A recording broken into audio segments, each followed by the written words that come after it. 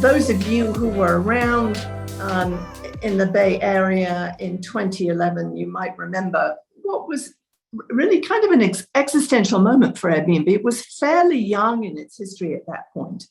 A host had put her apartment on the platform, had been rented for a weekend. It turns out that the renter, the guest, destroyed it.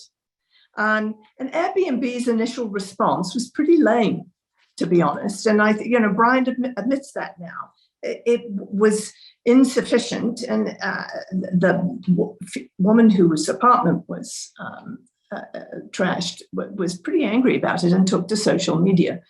At which point Airbnb is left with a massive question about its business model, which is, why would I ever put my home or apartment on this platform if these guys, if something ever happens, I'm left to my own devices, basically, to fix the damage. And about a month into this, they realized this was going from bad to worse. The media had jumped on and by media now I mean traditional media, had jumped on the bandwagon. And the venture capitalists who were early investors in this company were really unhappy. And so at that point, I was working for Brunswick at the time. We were hired to come in. And another box this checks is, I think, management's acknowledgement that they kind of whiffed here. They really had missed the opportunity to demonstrate their values, demonstrate that they knew how to handle this type of situation. And it was going to require something much bigger if they were going to turn this thing around. So understanding you have a problem is actually step one, making that acknowledgement. And this became really something of a case study of making an apology, a very authentic and genuine apology. I worked very closely with Brian Chesky in drafting this thing, but they were really his words.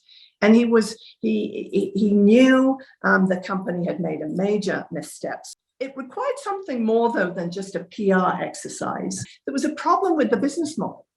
There had to be some sort of guarantee in terms of almost an insurance policy that if you put your property on this platform, you were going to be covered, and almost in a no questions asked kind of way. I remember that moment, and Airbnb came out with the $50,000 insurance policy. That's more my memory serves. And it was really like impactful because it went from like being like, why would you put your house to Airbnb, to going like, oh, why would you not? Like, this is a no-brainer kind of thing. And that made the apology seem way more genuine, that they'd actually done something like very specific to address the problems rather than just like talk about it.